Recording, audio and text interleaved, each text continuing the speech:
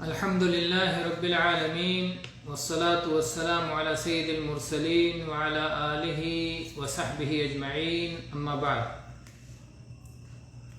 مسائل جنازہ سے متعلق دروس کا سلسلہ اللہ کے فضل و کرم سے جاری ہے، جس میں ہم علامہ محمد ناصر الدین الالبانی رحمہ اللہ کی کتاب احکام الجنائز و بدعها سے سلسلے وار پڑھ رہے ہیں۔ اب تک 100 سے زیادہ مسائل پڑھ چکے ہیں۔ آج ہم پڑھیں گے مسئلہ نمبر 105۔ مسئلہ نمبر 105 یہ ہے کہ دفن کے دوران جنازے میں حاضر ہونے والے افراد کو موت اور موت کے بعد آنے والے مراحل کی یاد دہانی کی خاطر واعظ و نصیحت کے لیے بیٹھنا جائز ہے، جب تک کہ تدفین نہ ہو جائے۔ اس سے پہلے کچھ دیر پہلے تدفین کے دوران وہاں بیٹھ کر کے واعظ و نصیحت جائز ہے۔ اس سلسلے میں برا ابن عازب رضی اللہ عنہ کی حدیث ہے، کہتے ہیں کہ ہم نبی کریم صلی اللہ علیہ وسلم کے ساتھ ایک انصاری صحابی کے جنازے کے لیے نکلے۔ ہم قبر کے پاس پہنچے اور ابھی تدفین نہیں کی گئی تھی۔ رسول اللہ صلی اللہ علیہ وسلم قبلہ رخ ہو کر کے بیٹھ گئے اور ہم لوگ آپ کے آس پاس بیٹھ گئے۔ ایسے ادب سے بیٹھے، اور چونکہ تدفین کا وقت تھا، ایسی خاموشی کے ساتھ بیٹھے کہ جیسے سروں پہ پرندے بیٹھے ہوں۔ نبی کریم صلی اللہ علیہ وسلم کے ہاتھ میں ایک تنکا تھا جس سے وہ زمین میں کرید رہے تھے۔ آپ آسمان کی طرف نگاہ اٹھاتے اور پھر زمین کی طرف نگاہ ڈالتے۔ اس طرح سے آپ اپنی نگاہیں اوپر اٹھاتے اور نیچے کرتے۔ 3 بار آپ نے ایسے کیا، اور اس کے بعد میں صحابہ کرام کو حکم دیا، استعیذوا باللہ من عذاب القبر، عذاب قبر سے اللہ کی پناہ مانگو 3 بار۔ اور بعض روایات میں یہ ہے کہ خود نبی کریم صلی اللہ علیہ وسلم نے فرمایا، اللہم انی اعوذ بک من عذاب القبر، اے اللہ میں عذاب قبر سے تیری پناہ چاہتا ہوں، اے اللہ میں عذاب قبر سے تیری پناہ میں آتا ہوں۔ اس طرح سے آپ نے 3 بار فرمایا۔ اس کے بعد میں نبی کریم صلی اللہ علیہ وسلم نے فرمایا، ایک ایمان والا بندہ جب دنیا سے جانے کا وقت ہوتا ہے اور آخرت کی منزل شروع ہونے کا وقت ہوتا ہے، آخرت کے مرحلے شروع ہونے کا وقت ہوتا ہے، یعنی اس کی موت کا جب وقت ہوتا ہے کہ دنیا سے اس کا سلسلہ ختم ہو رہا ہے اور آخرت کی طرف اس کی توجہ ہو رہی ہے، تو آسمان سے فرشتے نازل ہوتے ہیں، سفید چہرے والے اور اس قدر روشن چہرے والے ہوتے ہیں، گویا ان کا چہرہ آفتاب کی طرح چمک رہا ہو، سورج کی طرح چمک رہا ہو۔ ان کے ساتھ میں جنت کی کفن ہوتی ہے اور ان کے ساتھ میں جنت کی خوشبو ہوتی ہے۔ جنت کا کفن اور جنت کی خوشبو ساتھ میں لے کے آتے ہیں، اور اس کے بعد اس ایمان والے شخص کے سامنے جہاں تک اس کی نگاہ بیٹھ جاتی ہے، تا حد نگاہ وہ فرشتے بیٹھ جاتے ہیں۔ پھر اس کے بعد ملک الموت علیہ السلام تشریف لاتے ہیں۔ دیکھیے یہاں پر ملک الموت کا نام ملک الموت ہی لیا گیا ہے۔ بہت ساری جگہوں پر جو موت کے فرشتے کا نام عزرائیل مشہور ہے، کسی صحیح حدیث میں اس کی دلیل نہیں۔ ممکن ہے اسرائیلیات سے یہ نام آیا ہو، لیکن ملک الموت بالکل صحیح حدیث میں ثابت ہے۔ تو ملک الموت علیہ السلام تشریف لاتے ہیں اور پھر اس کے سرہانے بیٹھ جاتے ہیں اور کہتے ہیں، اے पाकीज़ा नफ्स, और एक रिवायत में है ए मुतमइन नफ्स, अल्लाह की बख्शिश, अल्लाह की मग़फ़िरत और अल्लाह की रज़ा की तरफ चल, अल्लाह की मग़फ़िरत की तरफ निकल। फिर फरमाया आपने कि उसकी जान ऐसे ही तेजी से निकल जाती है जिस तरह से मशक के मुंह से कोई कतरा ढुलक के बाहर निकल आए। निहायत आसानी से गोया वो रूह निकल जाती है और मलकुल मौत अलैहिस्सलाम उसे अपने हाथ में लेते हैं। और एक रिवायत में है कि जब उसकी रूह निकलती है तो ज़मीन व आसमान के दरमियान मौजूद तमाम फरिश्ते और आसमान में पाए जाने वाले तमाम फरिश्ते उसके लिए दुआ करते हैं और आसमान के दरवाजे उसके लिए खोल दिए जाते हैं और कोई भी आसमान में दरवाज़ा ऐसा नहीं होता जिस पर मुकर्रर फरिश्ते अल्लाह से ये दुआ न कर रहे हों कि ए अल्लाह इस पाकीज़ा रूह को हमारी तरफ से जाने का मौका दिया जाए। फिर उसके बाद में जब मलकुल मौत अलैहिस्सलाम जान निकाल लेते हैं तो जो दूसरे फरिश्ते उनके साथ आए हुए होते हैं पलक झपकने तक भी उनके हाथ में नहीं रहने देते, उनसे ले लेते हैं और जन्नत से लाए हुए कफन और जन्नत से लाई हुई खुशबू में उसे लपेट देते हैं। और इसी का तस्करा है कुरान पाक सूरह अनाम की आयत नंबर 61 में, जहां पर अल्लाह ताला ने फरमाया तवफ़्फ़तहु रुसुलुना वहुम ला युफ़र्रितून, कि हमारे फरिश्ते उन्हें वफात देते हैं और वो किसी किस्म की कोताही नहीं करते। उसके बाद उस ईमान वाली रूह से, उस ईमान वाले बंदे की रूह से निहायत पाकीज़ा खुशबू फूटती है। रूए ज़मीन पर पाई जाने वाली सबसे बेहतरीन मुश्क की जो खुशबू हो सकती है उस तरह की खुशबू उससे फूटती है और फिर उस रूह को लेकर के आसमान की तरफ फरिश्ते जाते हैं। और जब भी वो फरिश्तों की किसी टोली के पास से गुजरते हैं, किसी जमात, किसी गिरोह, फरिश्तों के किसी गिरोह के पास से गुजरते हैं तो फरिश्ते सवाल करते हैं ये पाकीज़ा रूह किसकी है? तो उन्हें जवाब दिया जाता है फलान इब्ने फलान, फलान इब्ने फलान, ये फलां की रूह है। दुनिया में उसका जो सबसे अच्छा नाम था, जिस नाम से लोग उसे बुलाया करते थे, उस प्यारे नाम को बताया जाता है। यहां तक कि ये फरिश्ते उसकी रूह लेकर के दुनिया के आसमान तक पहुंच जाते हैं और उसके बाद उसके लिए दरवाज़ा खुलवाया जाता है। आसमान का दरवाज़ा खोलने का मुतालबा किया जाता है कि इस रूह को ऊपर ले जाना है, इसके लिए आसमान के दरवाजे खोल दिए जाएं। चुनांचे आसमान का दरवाज़ा खोल दिया जाता है और फिर उस जनाजे का साथ देते हैं, उस रूह का साथ देते हैं हर आसमान पर मौजूद अल्लाह के मुकर्रब फरिश्ते अगले आसमान तक उसे पहुंचाते हैं, उस रूह को अगले आसमान तक उसे पहुंचाते हैं, यहाँ तक कि धीरे धीरे 7वें आसमान तक ये रूह पहुंच जाती है। और इसी के बारे में अल्लाह ताला ने फरमाया कुरान पाक में वमा अदराका मा इल्लियून किताबुम मरकूम यशहदुहुल मुकर्रबून, तुम्हें क्या मालूम कि इल्लियून क्या है?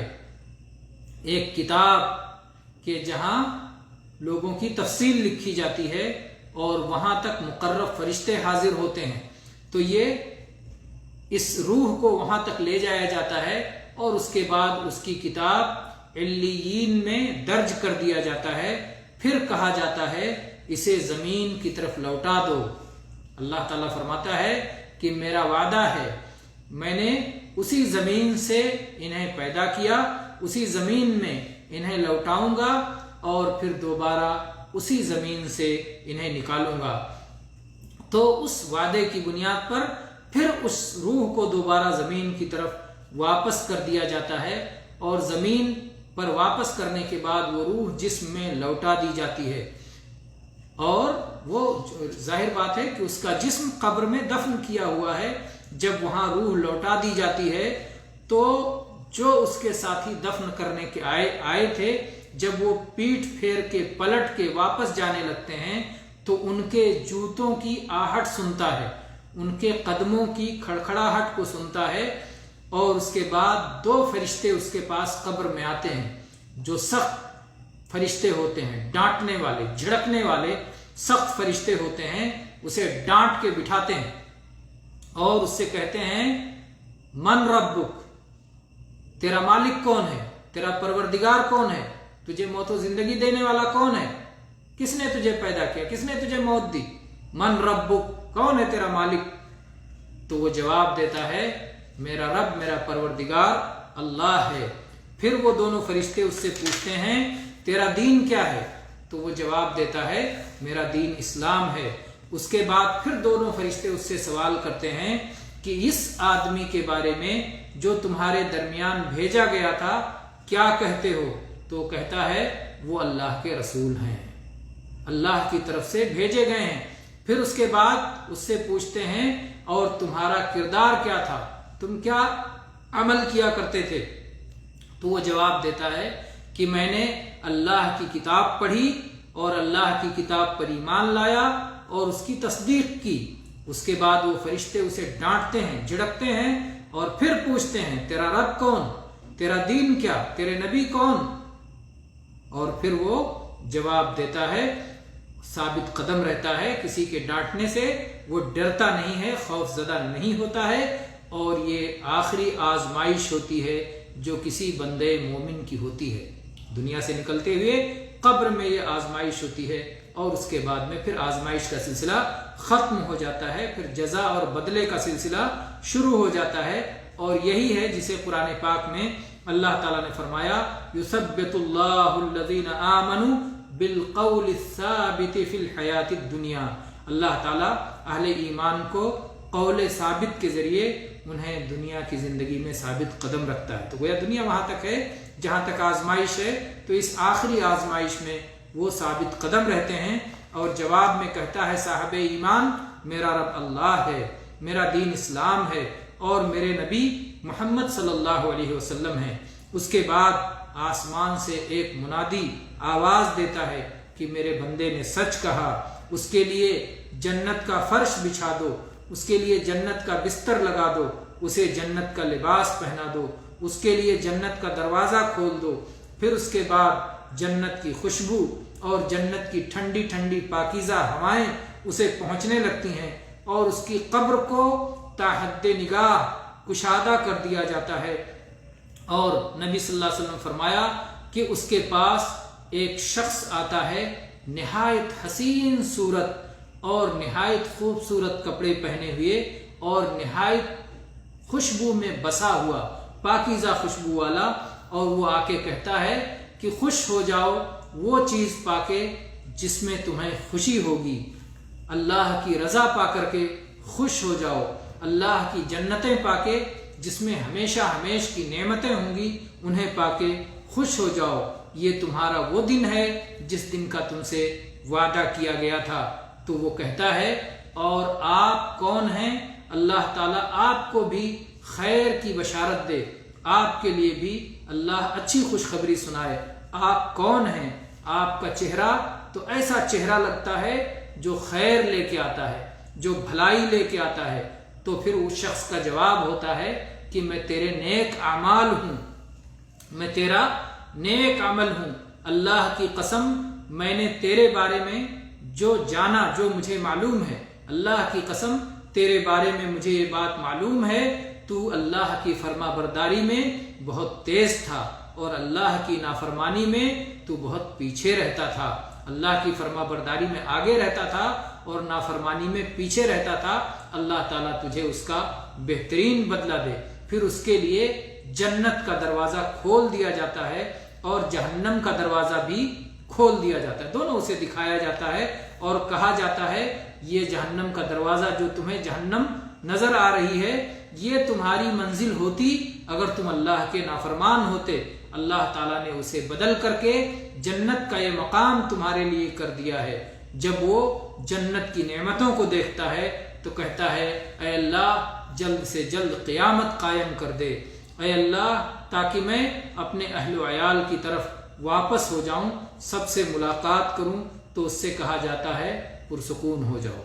سکون کی نیند سو جاؤ، آرام کرو، قیامت قائم ہونے میں ابھی بہت وقت ہے۔ اس کے بعد میں نبی صلی اللہ علیہ وسلم نے فرمایا اور جب ایک کافر دنیا سے اس کی زندگی ختم ہونے کا وقت ہوتا ہے اور آخرت کی طرف جانے کا اس کا وقت ہوتا ہے تو آسمان سے فرشتے نازل ہوتے ہیں، جو بہت سخت گیر فرشتے ہوتے ہیں، جو بہت سخت خو اور سخت مزاج فرشتے ہوتے ہیں، جو سیاہ فام اور نہایت کالے ہوتے ہیں، اور اپنے ساتھ وہ ٹاٹ لے کے آتے ہیں، جہنم آگ کی ٹاٹ، جو آگ کی ٹاٹ لے کے آتے ہیں، اور پھر اس کے قریب میں، اس کے سامنے، اس کے تحت نگاہ یہ فرشتے بیٹھ جاتے ہیں، اور پھر ملک الموت علیہ السلام تشریف لاتے ہیں اور اس کے سرہانے بیٹھ جاتے ہیں۔ بقیہ سارے فرشتے جو آئے ہوئے ہوتے ہیں وہ اس کے تحت نگاہ بیٹھ جاتے ہیں، اور اس کے بعد ملک الموت علیہ السلام کہتے ہیں اے خبیث روح نکل اللہ کی ناراضگی کی طرف، اللہ کے غیظ و غضب کی طرف نکل۔ تو پھر وہ بھاگتی ہے، پورے جسم میں بکھر جاتی ہے، تو پھر وہ اسے کھینچ کے نکالتے ہیں۔ ملک الموت علیہ السلام کافر کی جان کو سختی کے ساتھ کھینچ کے نکالتے ہیں کہ جیسے کسی لوہے میں بھگا کر کے لوہا، جس کانٹے دار لوہا ہو اور اس میں اون یا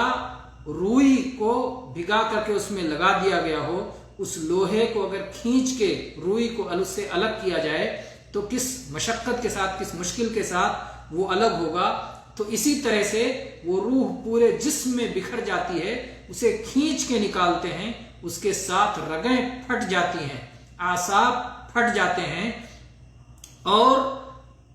آسمان و زمین کے درمیان موجود تمام فرشتے اس پر لعنت کرتے ہیں، آسمان میں موجود تمام فرشتے اس پر لعنت کرتے ہیں، آسمان کے دروازے اس خبیث روح کے لیے بند کر دیے جاتے ہیں، آسمان میں جتنے دروازوں پر فرشتے مقرر ہیں وہ سب کے سب اللہ سے دعا کرتے ہیں کہ اللہ ان کے سمت سے اس روح کو چڑھنے نہ دیا جائے۔ اس کے بعد ملک الموت علیہ السلام اپنے ہاتھ میں جان نکالنے کے بعد اپنے ہاتھ میں لیتے ہیں، جیسے ہی وہ لیتے ہیں دوسرے فرشتے پلک جھپکنے تک بھی ان کے ہاتھ میں نہیں رہنے دیتے، یہاں تک کہ اسے آگ کے ٹاٹ میں لپیٹ لیتے ہیں، جو جہنم سے لائی ہوئی نہایت بدبودار ٹاٹ ہوتی ہے، اور اس سے اس بدترین قسم کی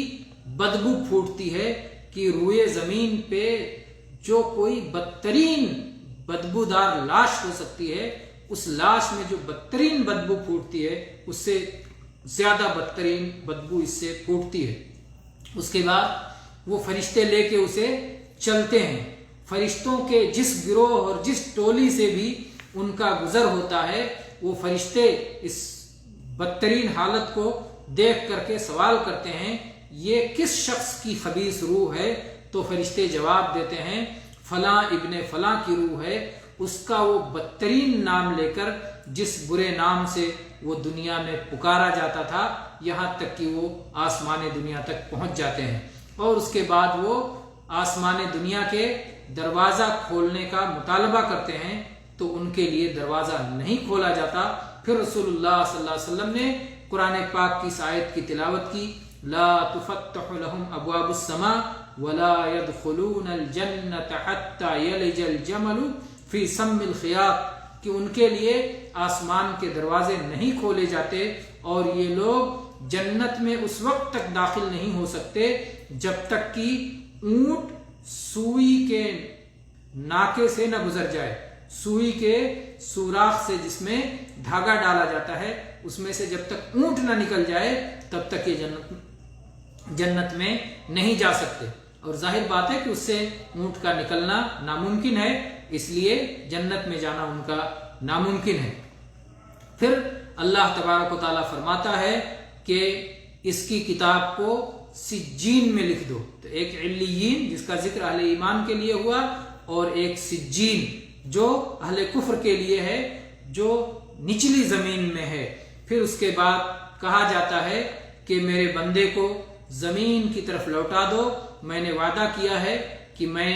اسی زمین سے انہیں پیدا کروں گا اور اسی میں واپس لوٹاؤں گا اور دوبارہ اسی زمین سے انہیں باہر نکالوں گا۔ پھر اس کی روح کو آسمان سے پھینک دیا جاتا ہے یہاں تک کہ اس کے جسم پہ آ کے پڑتی ہے۔ پھر اللہ کے نبی صلی اللہ علیہ وسلم نے اس آیت کی تلاوت فرمائی، وَمَن يُشْرِكْ بِاللَّهِ فَكَأَنَّمَا خَرَّ مِنَ السَّمَاءِ فَتَخْطَفُهُ الطَّيْرُ أَوْ تَهْوِي بِهِ الرِّيحُ فِي مَكَانٍ سَحِيقٍ، کہ جو اللہ کے ساتھ شرک کرے گا گویا وہ آسمان سے گر پڑا، اسے کسی پرندے نے اچک لیا یا کسی آندھی نے اسے لے جا کر کے کسی گہرے کھڈ میں گرا دیا۔ پھر اس کی روح اس کے جسم میں لوٹا دی جاتی ہے اور وہ اپنے ساتھیوں کے جوتے کی آہٹ کو سنتا ہے کہ وہ کس طرح سے واپس پلٹ رہے ہیں، ان کے پیروں کی کھڑکھڑاہٹ کو، جوتوں کی کھڑکھڑاہٹ اور آہٹ کو سنتا ہے، ان کے واپس جانے کو سنتا ہے۔ اور اس کے بعد اس کے پاس 2 فرشتے آتے ہیں جو سخت گیر اور سخت ڈانٹنے والے ہوتے ہیں، اسے ڈانٹ اور جھڑک کے بٹھاتے ہیں اور اس سے کہتے ہیں من ربک، تیرا رب کون ہے، تیرا مالک کون ہے؟ وہ کہتا ہے ہائے ہائے مجھے کچھ نہیں معلوم، مجھے معلوم نہیں۔ اس سے کہتے ہیں تیرا دین کیا ہے؟ وہ کہتا ہے ہائے ہائے مجھے کچھ نہیں معلوم۔ پھر اس سے کہتے ہیں تو اس آدمی کے بارے میں کیا کہتا ہے جسے تیرے پاس بھیجا گیا تھا؟ تو اس کو اس کے نام کی خبر بھی نہیں ہوتی، نام بھی نہیں جانتا۔ پھر اس سے بتایا جاتا ہے کہ تو محمد صلی اللہ علیہ وسلم کے بارے میں کیا کہتا ہے؟ تو کہتا ہے ہائے ہائے مجھے کچھ نہیں معلوم، میں نے لوگوں سے کہتے ہوئے سنا تھا،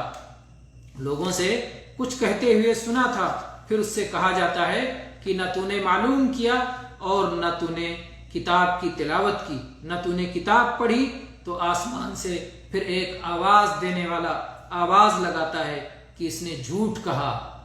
یہ جھوٹا ہے، اس نے غلط جواب دیا ہے، جوابات اس کے غلط ہیں، حق کے برخلاف ہیں۔ اس کے لیے جہنم کا بستر لگا دو، اس کے لیے جہنم کا دروازہ کھول دو، جہنم کی گرمی، جہنم کی زہریلی اور بدبودار ہوا اس کی طرف آئے گی اور اس کی قبر کو اس قدر تنگ کر دیا جائے گا کہ اس کی پسلیاں ایک دوسری طرف ہو جائیں گی، ایک طرف کی پسلی دوسری طرف ہو جائے گی، اس طرح سے قبر اس کی